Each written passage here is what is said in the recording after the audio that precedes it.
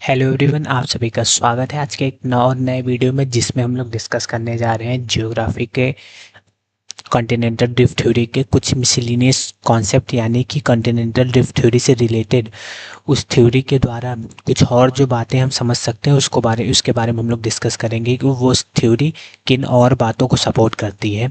ये कुछ miscellaneous concept है। इसको समझने के बाद कल के वीडियो में हम लोग इससे रिलेटेड एमसीक्यू जो यूपीएससी प्रीलिम्स में आए हैं उसके भी पढ़ेंगे, मतलब डिस्कस करेंगे, और जो नॉर्मल एमसीक्यू बन सकते हैं स्टैटिक पोर्शन से वो भी डिस्कस कर लेंगे हम लोग।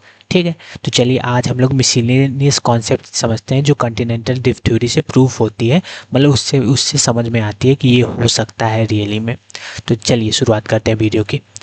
तो जैसा कि पहला है हमारा क्या टॉपिक है, पहला टॉपिक क्या है हमारा, तो पहला टॉपिक है कि why is the Atlantic Ocean S safe.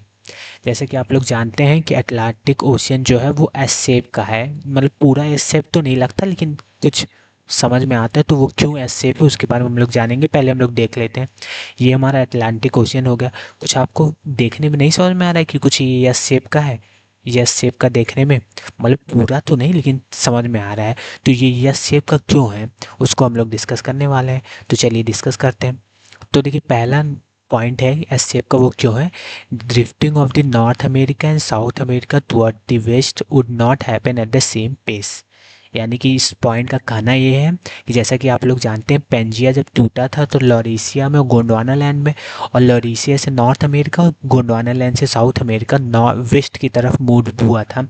तो वही जब वेस्ट की तरफ नॉर्थ अमेरिका और साउथ अमेरिका मूव हो रहा था तो वो उसका सेम पेस नहीं था, मतलब दोनों सेम पेस से नहीं जा रहे थे, सेम स्पीड से मूवमेंट नहीं था, मतलब स्लो मूवमेंट ही था लेकिन सेम पेस से नहीं जा रहे थे, इसलिए एस शेप आया क्योंकि डिफरेंशियल मूवमेंट था। So the differential movement between the two continent result in the S shape of Atlantic ocean. यानी कि सेम पेस नहीं था, सेम स्पीड कर सकते हैं, मतलब सेम पेस से नहीं जा रहे थे, इसलिए डिफरेंशियल मूवमेंट था दोनों कंटिनेंट के बीच में, इसलिए अटलांटिक ओशन आप लोग को और हम लोग को एस शेप में देखने को मिलता है। तो ये एक कॉन्टिनेंटल ड्रिफ्ट थ्योरी से हमें समझ में आता है कि अटलांटिक ओशन एस शेप का क्यों है। प्रॉपर एस शेप नहीं है लेकिन एस शेप की तरह कुछ तो दिखता है।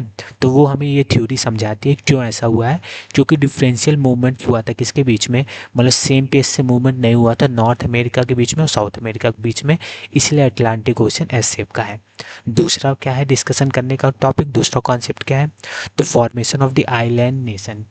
आइलैंड नेशन यानी कि जो द्वीप नेशन डेवलप हुए हैं वो कैसे हुए हैं, जैसे हुए Sri Lanka, Japan, New Zealand, Caribbean island, ये सब आइलैंड कैसे डेवलप हुए हैं वो भी ये थ्योरी एक्सप्लेन करती है कि ये आइलैंड कैसे डेवलप हुए हैं।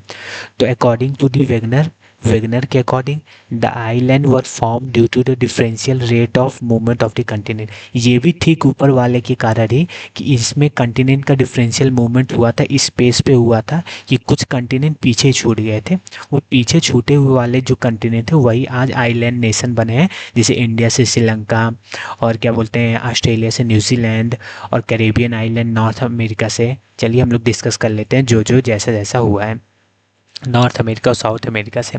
तो देखिए दूसरा पॉइंट ये कहता है कि with both rifting and drifting, जैसे कि आप लोग जानते हैं कि कंटिनेंट का मोशन एक बार रिफ्टिंग हुआ फिर ड्रिफ्टिंग हुआ, ये दोनों प्रोसेस के तहत हुआ था motion, being continuous during the movement of the North America and South America.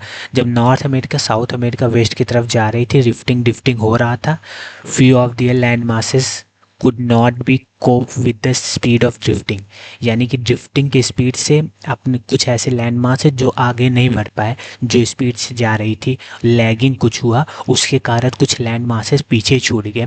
वो जो लैंड मास है north America and South America के ड्रिफ्टिंग के दौरान जो लैंड मास पीछे छूटे थे वो आज प्रेजेंट टाइम में कैरिबियन आइलैंड है। ठीक है, समझ में आ रहा हो, कैरिबियन आइलैंड, क्योंकि ये उस स्पीड से नहीं चल पाया जिस स्पीड से north America and South America चल पाया। ठीक है, और सेम इसी तरह इंडिया से श्रीलंका अलग हुआ, और एशिया से जापान अलग हुआ, और ऑस्ट्रेलिया से न्यूजीलैंड अलग हुआ। ये सेम ड्रिफ्टिंग एंड ड्रिफ्टिंग का कॉन्सेप्ट है, सेम स्पीड से कोप अप नहीं कर पाए, सेम स्पीड पे ट्रेवल वो नहीं कर पाए, जिस तरफ इंडिया नॉर्थवर्ड की तरफ मूवमेंट हुई थी उससे श्रीलंका हुआ, ठीक इसी तरह एशिया भी हुआ, और ऑस्ट्रेलिया का भी जब मूवमेंट हो रहा था तो न्यूजीलैंड जो पीछे उनके थोड़ा सा पार्ट छूट गया जो आज आइलैंड नेशन बना, वो भी सेम स्पीड से मूवमेंट नहीं हो पाया। तो इसका मेन इन दोनों टॉपिक का यही है कि मूवमेंट कंटिनेंट का मूवमेंट होने के दौरान सेम स्पीड से कुछ ऐसे कंटिनेंट के पाथ थे जो उनके संग नहीं मूव हो पाए, चाहे टूवर्ड्स वेस्ट चाहे टूवर्ड्स नॉर्थ।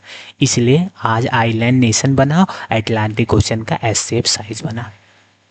तो ज़रूर आप लोग बताइएगा कि वीडियो कैसा लगा, और वीडियो को लाइक एंड चैनल को सब्सक्राइब जरूर करिएगा।